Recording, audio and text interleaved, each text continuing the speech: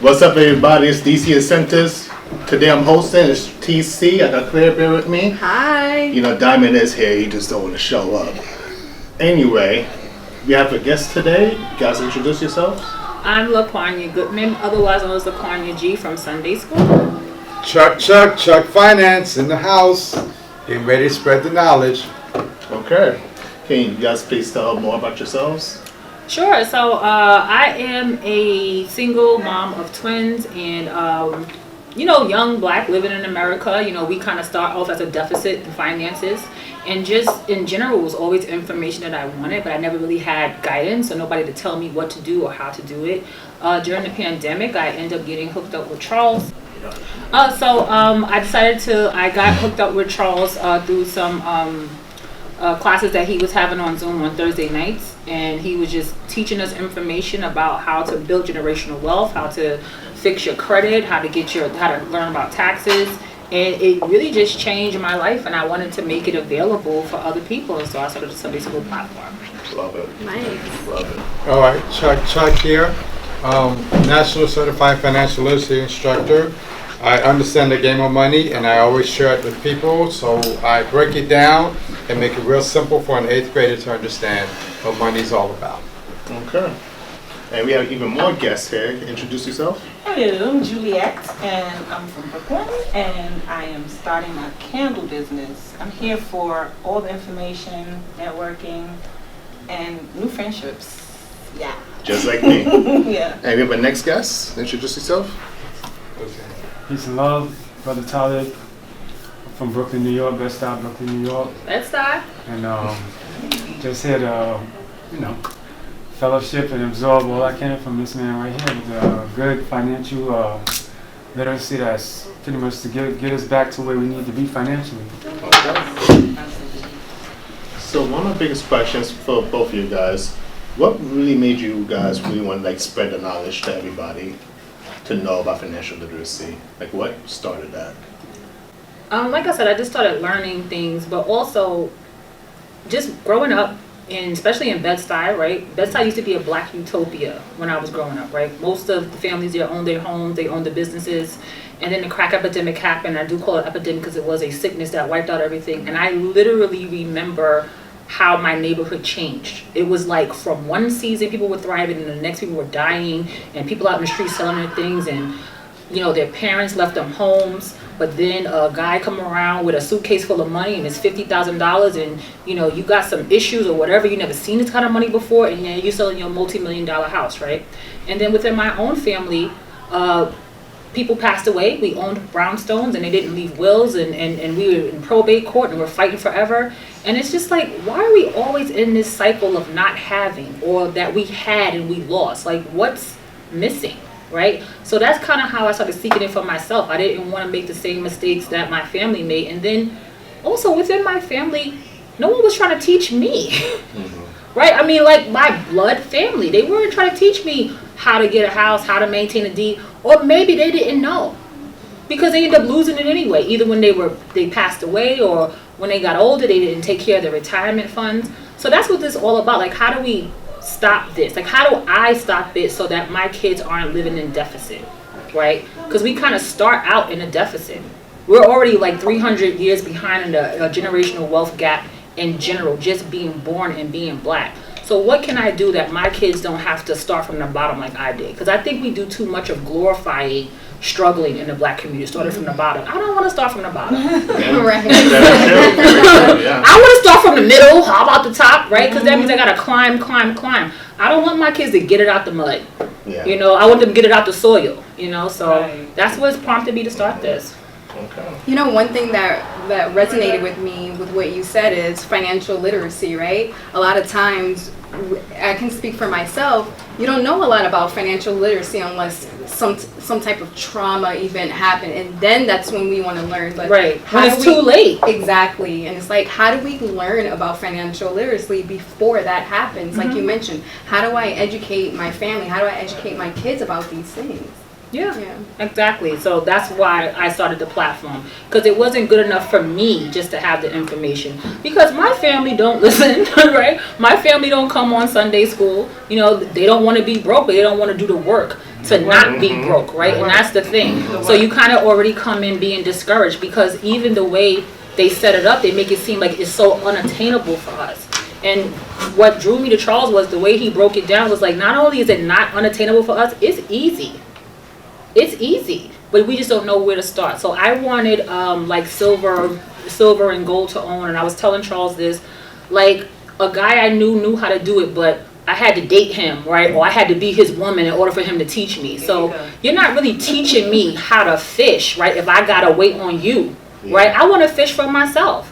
So what I liked was Charles was teaching us all these things, and he didn't want nothing. He just wanted us to get it. He got pissed when we wasn't taking what we was, he was teaching us because he's passionate about it. So it was an opportunity for me to learn, and nobody wanted nothing from me. They just want to see me prosper, and we don't have a lot of those things here. We don't. Very true. You know.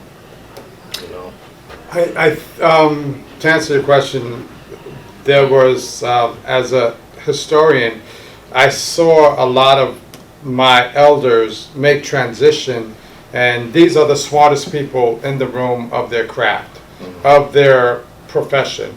And in their transition, we had to pass a hat to raise funds to bury them. And that bothered me because I'm like, wait a minute, these are the smartest people in the room, but when it comes to their burial, we have to raise money. I have a problem with that. Now, these are the people who wrote the books. And so I'm like, wait a minute, why aren't they capable of understanding their finances? So the same skills that they taught me when it comes to studying African history, I started applying that to money. So in the process of studying money, I started understanding the game of money, and I started understanding the things that are not taught to poor people.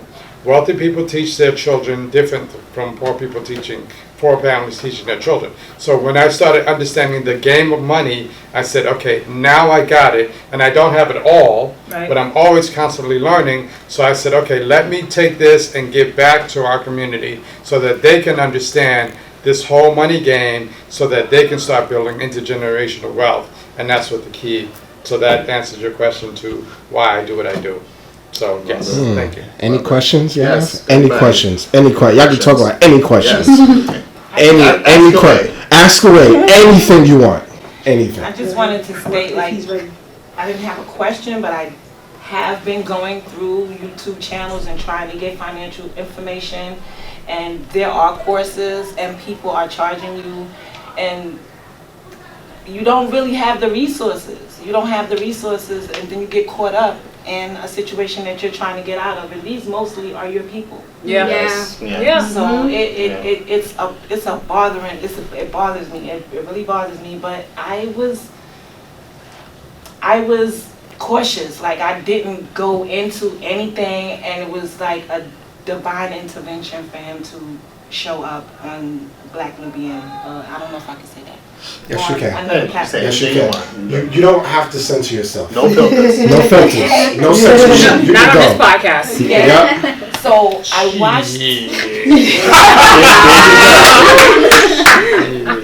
watched him on Fly Nubian Queen, and was amazed with the information. First of all, this is a friend of mine from 10 years old. We lived in the same building for many years. So to see him, I just was like, what? How come and why don't where is he? So I went and found him. It took how long? About a year to find him. Okay. Because he would disappear. You're gonna miss me when I'm gone. Yeah, but I'm appreciative of all the information that I'm getting, and I wish more of us would try to help other people that are not as fortunate. Like, I can't give you $300-400 for this course. I'm sorry. Yeah, it's ridiculous. And then what are you getting from it, right? So they're giving you information, but they're giving you steps on how to implement it, right? So a lot of times, like, we drink poison because we're thirsty. So they feed off of that. They know you want the information. They kind of prey on our community because they know we're not getting readily resources. So then they're going to come out with these things. They're going to tell you, oh, you can do this, you can get your taxes, blah, blah, blah. It's $800, and you pay it. But then what happens afterwards? Are they counseling you? Are they trying to tell you, well, what steps did you take? Did they hook you up with anybody? So it's like, if you're not really looking into what your money is going to, you're being swindled again. Yeah. Yeah. Yeah.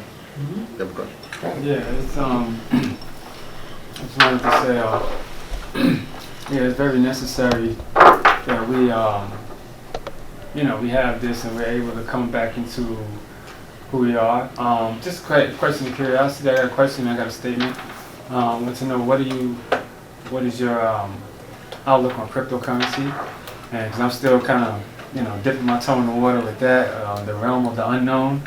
And I just wanted to say that this beautiful thing that we have this sanctuary, this financial sanctuary, to where we can absorb this knowledge that that we so necessary, that is deprived from us, hidden from us by design. Yeah, and By design. they do that to keep us nice and dumb. They have all these things. They teach you. Yeah, go ahead, get the Hennessy. Yeah, go ahead, get some strip club adventure. Yeah, get that marijuana. Yeah, get this new TikTok routine. Yeah, you guys are getting all this nothingism, but when it could, this right here, they won't even. This is invisible because it's not emphasized upon, and it's necessary in this community, just like you said. Keeping a home, knowing the trust, the deed. We had, how to bury proper, what you call it, a legal. That's not the right word. Like your life insurance, things of that nature. These things are imperative. Yeah. And this is the thing. We're not even taught to look at that kind of stuff. And so the only time you look at it is when you have no choice. Yep. And you have your back against the wall. Somebody passed, or somebody is in danger zone of losing their house, or home, brownstone, blah blah blah, what have you. Then all of a sudden, this becomes important, and we got to have this to where this is the normal protocol. Yeah. So it's beautiful that we have this financial sanctuary to where we can have a nice consortium of where we can come back into the fold of finances and be financially literate and financially mature to be able to navigate out here. Excellent. Everything you said was excellent. What we have a tendency of doing is, I heard someone say something that people don't change in good times, they change in bad times. So when the crisis is there, it's like, how do we get out of this crisis? So what we have to learn is from others. So if someone else is in a crisis, you have to say to yourself, what if that happens to me? So let me prepare to make sure that if that were to happen to me, at least I've done something to make sure to mitigate the damage and the losses to me if that were to happen. So that's one thing, and that's key. And you're absolutely correct in everything you say. Now, when it comes down to your question about cryptocurrency, my views on cryptocurrency, and let's be clear, these are my views, is that we have to look at the value of cryptocurrency. The cryptocurrency is based on supply and demand and the value of what people perceive it is. So now, you can have a cryptocurrency, but if no one values it, no one's going to buy it. No one's going to mark up the price because we're looking at supply and demand. So now, if the cryptocurrency has value to it and everyone thinks it's valuable, more people are going to start purchasing it. So therefore, supply and demand, what's going to happen is the lesser the cryptocurrency is, the more expensive it's going to become. So we have to look at that. Now, I want to be crystal clear that these are my views and these are my terms that I think about when it comes to cryptocurrency.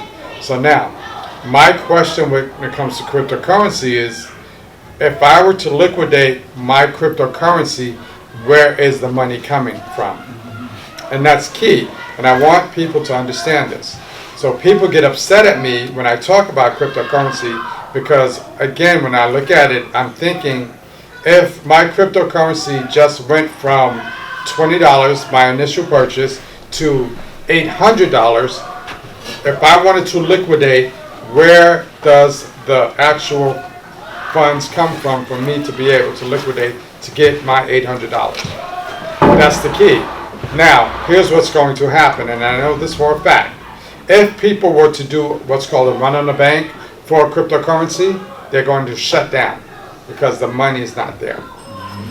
And that's what people have to understand. So there are two things. There's your value on paper, and there's the value when you liquidate. And that's what people have to take a look at. So now, on paper, you're worth X amount of dollars, but when it comes down to liquidation, you're going to be surprised that it's not there. It's not worth that much, because what's happening is there's a sale of what you're trying to get rid of. That's my value on cryptocurrency. I'm not saying that there is no value to it. The value is based on the people, the supply and demand, and the want, and the perceived action of this is actually going to cost X amount of dollars. So that's what I look at. Does that answer your question? Yeah, like I Okay. said, the realm of the unknown. Yeah, and it's funny because when you look at GameStop, if you look at what happened in GameStop in December, what the people, the quote-unquote experts said that GameStop is going to tank, but the people decided that they were going to push the price of GameStop. So they started purchasing GameStop. So in that process of purchasing GameStop, the price went up. So it went up so much that the exchanges said, we have to shut this shit down. And that's what they did. Because we cannot pay this money out. Let's be real. That's exactly what happened. So what does that mean to tell you? That tells you that, again, the powers that be, they're giving you a perception of the value of what this is, but when it comes down to the actual liquidation of the value, it's not there. Okay. Claire, you have a question? Yes, so someone that's starting out with financial literacy or they're trying to have financial freedom, someone brand new, right? Like myself, what suggestions would you provide to them that they should start out with? Someone that may not know a lot about finances, because what I was taught was go to college, get your college degree, and work this job, but that doesn't necessarily provide financial freedom because you are exchanging your time for money. So if someone that's new starting out, like how would you suggest them to like get their foot wet? You join Sunday school. That's one thing. That's one thing. Well, one thing. Every second Sunday. Every second Sunday of the month. Join Well, this Sunday month school. we're going to do the third because it's Mother's Day, the second Sunday. Okay, Yeah. got it. That's one thing. Also, your mindset. So if you're already looking to seek financial changes, that your mindset is already different. So the battle's kind of half won there. A lot of times our mindset is what's blocking us, right? So another thing is, what's your goals? So I'm noticing that everybody wants to get rich, but what does that mean? Because there's a lot of people, you could hit the lottery, right? And you could win $10 million. But if you have a poor mentality, right, a poor mindset, you're going to be broke, right? Because you're going to always have a mindset to spend more than you're making. So let's look at, I don't know, I'll give my age away, but let's look at MC Hammer, right? When I was like the early 90s and mid 90s, he had millions of dollars. He had a horse race. He had stables. He had all these houses. He didn't need none of that shit. He was trying to take care of everybody because he was finally rich. And he wanted to take care of everybody. And now he don't have nothing to show for it. But then when he bought the $10 million house, they didn't tell him about the taxes, about the maintenance, about the pool, about the staff. Nobody told him about that. So is it his fault that he mismanaged his money? He did not know, right? So similar to what you said, sometimes we got to get hit in the head and go down and then, now we want to figure it out. But all times we don't. So if you want to start with finances, start with your goals. What does success mean to you, right? Maybe you want to be rich, or maybe you just want to buy a house, or maybe you want to have a car with no debt. Whatever your goal is, that's what you should start with, right? Because success means something different to different people. Okay. And remember, there are levels to this. So what happens is, I want you to look at it this way. I have no money. I hit the lottery. Now I have $10 million. If I have no money and I hit the lottery, I have not been taught how to manage that $10 million. I haven't been taught. So what am I going to do? I'm still going to act like I have no money. So what am I going to do? I'm going to spend it. I'm going to get rid of it. I'm going to do all the things that a person who has no concept of financial literacy. So now the difference is, what we have to look at is, how can I grow to be able to make the money that I have grow for itself? These are things that have to happen. But that all comes into a change in peer group. That change comes in change with the mentality. One of the things that we have to also understand is that acknowledging that we don't know what we don't know. Understand that. So now it's like, okay, you know what? I have a child. I don't know what I'm doing. I must go to someone. If I want to be a good parent, I must go to someone who's a good parent and learn from them. Just like with financial literacy. If I come into a whole bunch of money, I should go to someone who is financially literate to help me make sure I maintain what I have and all that's to it. If you look at the records, every person who's, not every person, but a lot of people who hit a high percentage, who hit the lottery, within 3 years they're broke. Why? Because they haven't been taught how to manage. When you look at sports athletes and all of that, when you look at the money they receive after they finish playing or whatever, you find that 2-3 years later, they're broke. After all these millions of dollars, it's because no one sat them down, or they did not choose upon themselves to say, you know what, I need to learn and understand the game of money. And that's where Sunday school comes in, and all the good stuff and what we teach and all that. So it is a game. Money is a game. Money is a game. Money is a game. Yes. Any questions you can ask around? Any questions, everyone? I have a quick question. Earlier, you mentioned goals is a goal is to be financial free in 2 years, and you said like collect things that will protect you, such as assets. Like, Yes. Can you elaborate more on that? First off is you have to find out what is your financial number. So simply what that means is every month you spend a certain amount of money to live out your lifestyle, whatever that number is. So what you want to do is you want to take that number and you want to say to yourself, what assets or what things can I invest in that's going to give me an income that's going to happen every single month so that I can stop working. So now if my financial liabilities per month is, let's say, $3,000, I have to figure out certain avenues or certain investments or certain things that are going to bring me $3,000. So now those assets are pouring into my expenses, so now I don't have to worry about my cable bill, I don't have to worry about my rent, because my assets are pouring into that and they're paying that. Now I'm living financially free. Now remember, I'm looking at, let's say, $2,000. What if it's $3,000? You have to think on another $3,000 scale. One of the things that I learned is that a person with $2,000 problems don't have the same problems as a person with $20,000. You see? So what happens is it's an exponential and it's a growth thing, because one of the things that I teach is if you can't manage $100, you can't manage $1,000. You can't manage $10,000. And I'm not saying you have to live outside of your comfort zone, but you have to be aware of your comfort zone, and you have to say to yourself, this is not working. I'm spending more than my income is. I have to figure out how to manage this, because once you start doing that, you're capable to, and you learn certain things. Prime example. There was an example where I get a phone call and there was a situation where someone was in major trouble. They had made a sizable investment into a project and the person disappeared on them. Major investment. So they was like, Chuck, this, that, this and that, this and that, and this, that. And I'm like, you know what?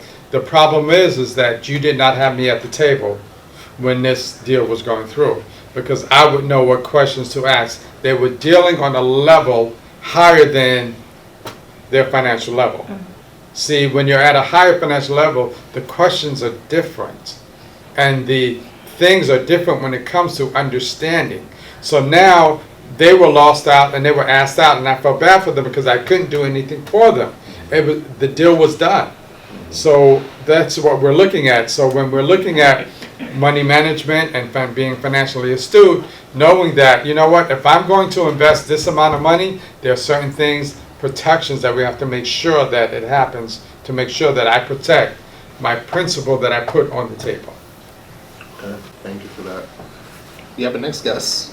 You want to introduce yourself? Hi. My name is Maurice Prosper, and I definitely agree with what Mr. Clark is saying. Basically, I'm going to use myself. I always use myself.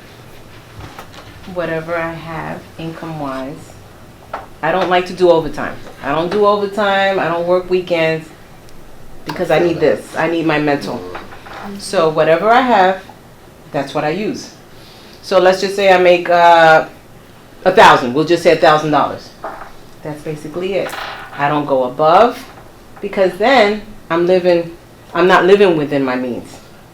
And the thing is that you want to take some money, put it aside every pay period. You have your utilities, your rent, and all that. But basically, you want to take some money to put aside every pay period. Something. Because you're going to have your necessities, and also you may want to do other things, but your basic thing is to put some money aside, and you can invest. Like Mr. Clark has introduced us to gold and silver. Gold and silver. He has brought us down to the Diamond District, and I have purchased with Miss LaQuania. We have purchased silver, gold, And my babies. and I was just getting ready to say that, and it was a wonderful experience to see mother and child, and Miss LaQuania introducing her children to this, because that is the future, and that's what we want. We want our children to follow in these footsteps. These are the good footsteps that we want, and so they were excited. And I never discussed this with LaQuania, but when your son took out his money out of his pocket, I was like, oh my gosh, because you didn't give it to him. You may have given it to him before, I don't know, he may have earned it allowance-wise, but when he went into his pocket and he spoke to the gentleman behind the counter and paid for his silver, I can't remember if it was silver or gold. It was silver he bought. Okay. Yeah. I was That was like, his budget. I was amazed, because that is what it's supposed to be like. We have, besides LaQuania and her kids, that comes to my mind, there's a young lady. I'm bad with names. I'm so sorry. There is a young lady that is in the other room right now. She has 2 children, and she brought her daughters to this event. And we want to see that, Right. because the children are the future. The thing is that it's all about following in the footsteps of your parents.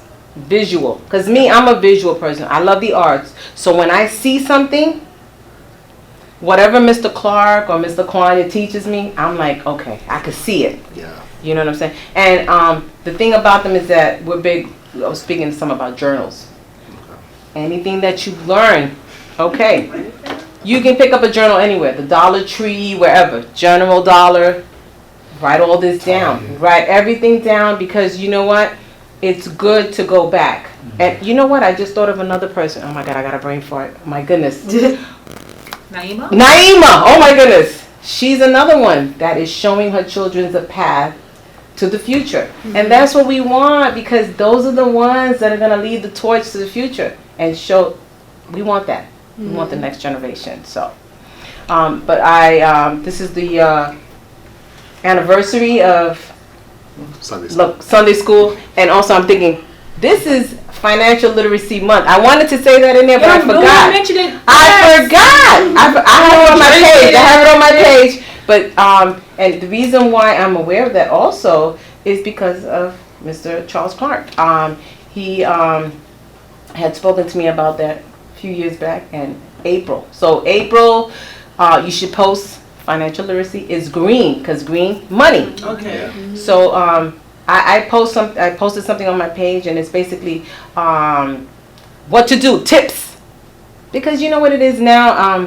People are going through crisis, different financial difficulties, but I think about what my father said. Even if you save $10, $20, at least you're doing something. Yeah. So think about April, Financial Literacy Month. Save whatever you can.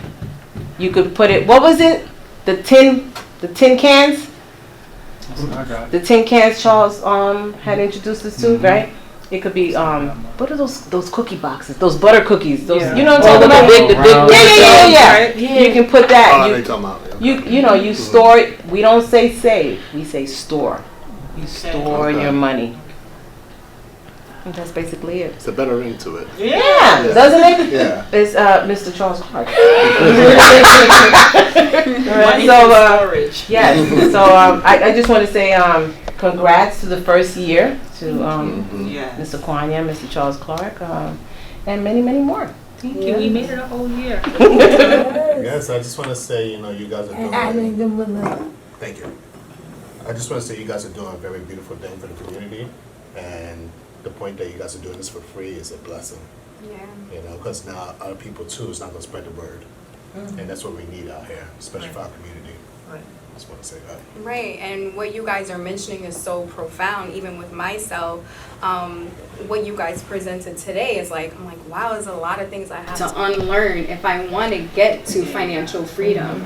Because, you know, the way that I was raised was work that overtime so you can get to your goal, get that college degree. Get that pension, work that city Right, job and get your pension. Right, If but you make it to retire. If you make it to retire, Exactly. right? yeah. They enjoy your life at 65 and next Yeah, day you and can't then, walk no more. or you drop, right? Because you've That's- been working so hard all the time. No, Exactly. I enjoy my life now. Okay, I'm gonna get on that flight. I'm bringing my kids. We travel. And I didn't start traveling when I had money. I had the will to do it, so I found the way, right? So, you know, once we have that type of mentality, we have a will to do something. Like you say, you have the mentality to want to do better financially. Maybe you've seen some things in your family, seen some things in your friend. That's the battle half won. Because a lot of times what stops us is our mentality. Right. You know, Yeah. we want things we don't want to work for, right? We're like a microwave kind of generation. Everybody wants something quick. Nobody want to do the work. Yeah. The microwave syndrome. Yeah. Okay. Good. Correct. Anybody else got any questions? No, I'm ready to get back to the party. I have one question. All right, just One quick question. I'm confused because I invested with Cash App, so am I not supposed to invest with? 'Cause Okay. You guys were like, No, What? don't see. I'm going to talk about Cash App. I got a little personal story with Cash App. Again, it's about your personal goals. Not everybody's success is the same. I started out with doing investments in Cash App because I didn't really understand it. Now, the pandemic happened. A lot of people had just extra money because you just wasn't out spending money. So I was like, oh, I got a couple $300 I could throw into this, and I was studying in intuitive surgical, right? Because I figured I don't know nothing about stocks. I'm just talking about common sense stuff. All right, well, Corona's happening. People are going to the hospital. People are dying, unfortunately, right? How can I capitalize off this? Because that's how the rich think, right? How can they capitalize off of whatever's going on, tragedy, triumph, whatever? So I invested in intuitive surgical because I knew they're going to need surgical supplies. So I did that March or April of 2020 on Cash App. On Cash App. I think I paid like $300 for 2.5 shares or something like that. I watched it mature for like a year and a half. I was able to cash it out and I paid my car off early, right? And now I don't have a car payment. Now, here's a flip side with that, right? We're talking about doing more with your money. I was already used to paying this amount of money every month for my car for like the past 5 years, right? So if I reinvested that money into something, I wasn't going to miss it anyway. I've been paying this for the last 5 years. So what I did was I took that money, I split it 50-50, and I have an investment account for my kids. Rule of 72. Which was the first thing that got me started, which that's what made me jump out of my seat, right? Now, the thing about Charles is he didn't give me the information right away. But it was a build-up. It was a build-up. So after about being with him for a year, my opportunity to input my Rule of 72 came in. I was able to start investing for my kids. I found I think I went Navy Federal, and they have like a 10.4% interest rate on these custodians accounts. Boom. My kids going to be really well off before they're 25. very well. My mom didn't have that for me. You know, I had to start from the mud. I had to start from mistakes. Bad credit. So what happens when you come into these college campuses, right? They got Discover out there. I was always wonder why the hell they want to give these kids with no jobs credit cards. But I got one, and we was going to the summer gym in a limo. Yes. We ain't had no job, right? And then me and my friends still talk about, yo, we've been paying for that until our 30s. Yes. We got it at 19, a $500 limit. We've been paying that until our 30s. We didn't understand it. So that's what we're here for. Try to take away those mistakes, you know. I'm grateful. I'm There's a, grateful for Sunday school. Thank you. there's a set of videos on YouTube. Her name is Van Oxley. I think it's Van Oxley. She did a set of videos, and she's a financial literacy instructor. And she was in Canada. She was actually financed by a bank in Canada. And she said that she had to quit the show because the things that she was teaching about financial literacy, the bank used to follow her. And they used to tell her what she could not say. And the things that she wanted to teach about financial literacy, the banks were like, you cannot talk about that because it was funded by the bank. This show was funded by the bank. So when she was talking about, you don't need to have this amount of money in the bank, you're only supposed to have this amount and other things are going to other avenues. The bank was like, we don't want you to talk about that. We don't want you to teach that. We want you to teach that we want all your money to go into the bank. So in essence, what we're learning is that, as I said earlier, there's an inside knowledge information and there's an outside knowledge information. And what I've learned is that I am a financial literacy instructor, and I know what it's taught when it comes to financial literacy. When it comes to what's being taught, they're not teaching wealth building.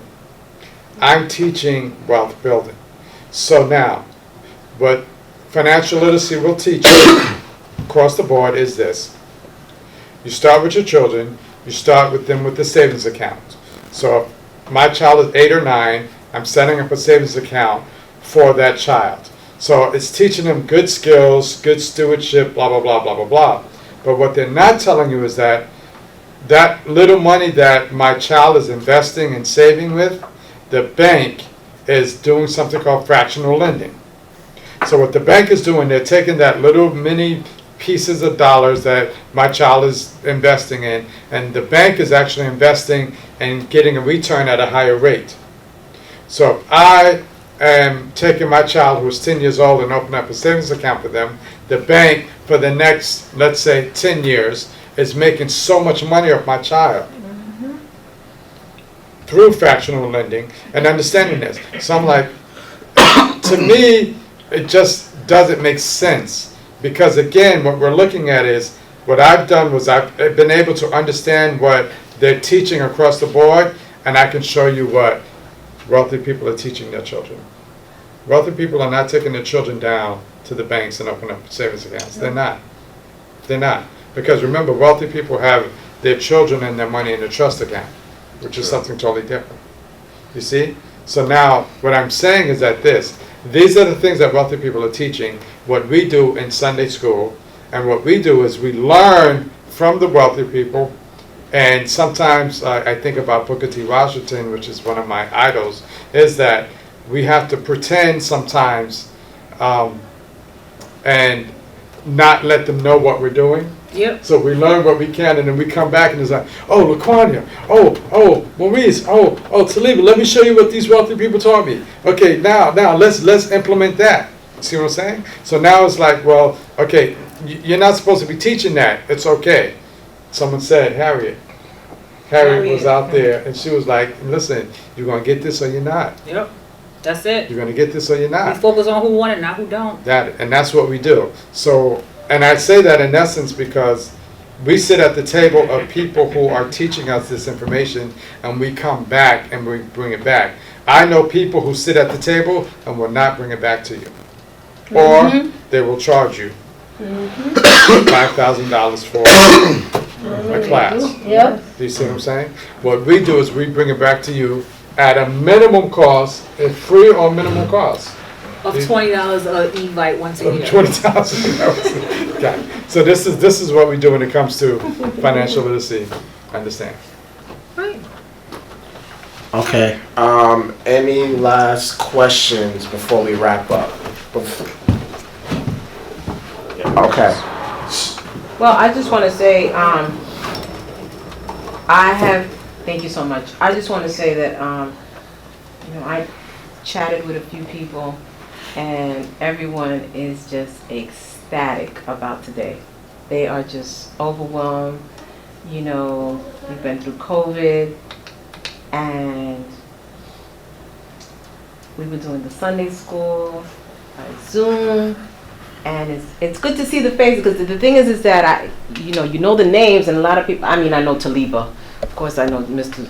Charles Clark and Mr. Quanya, but the rest of y'all, it's just like when you put the name to the face, like, oh, that's who said that, and it's just a great feeling, and everyone they're just ecstatic. They are happy to see each other. They're looking forward to the future because they know that they have two strong people that are ahead of the table that are going to hold the torch and, guide us forward to the future. And, the bottom line is financial freedom.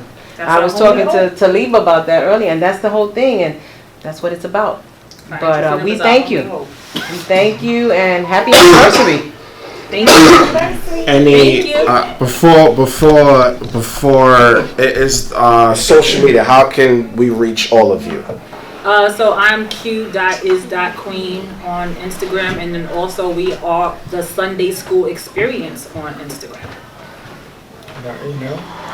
Our email is the Sunday School Experience @gmail.com, and our YouTube page is the Sunday School Experience. Make sure you subscribe. Subscribe. So for everybody else, how can we reach you? Social media, everything. My YouTube channel is Brooklyn Jules, and it can be you can reach me there. I guess. What's your YouTube? Brooklyn Jules. Okay. Brooklyn Jules.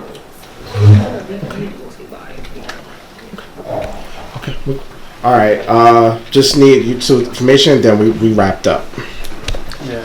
I could be reached at Talib Daisley L Talib TALIB Daisley DAISLEYEL on Facebook, and my Gmail is George7182000 @gmail.com. Okay. And there you have it. TC, any last words? Claire, any last words? I'm definitely really excited for this segment. No, I'm saying, like, I was really excited for this segment. You know, financial education, financial literacy is something that our community really needs because, you know, like I was saying before, like, they teach you how to make money, but they don't, well, kind of make money, but they don't really teach you about freedom, right? Like, how can we be able to increase our network without exchanging our time for money? You know what I mean? And that's something that's, like, really difficult to learn, and I'm really excited that I was really a part of this segment today. Me too. Yeah. All right. Very That's necessary. it. Yes, very necessary. And that is it. Just close it out. Thank you.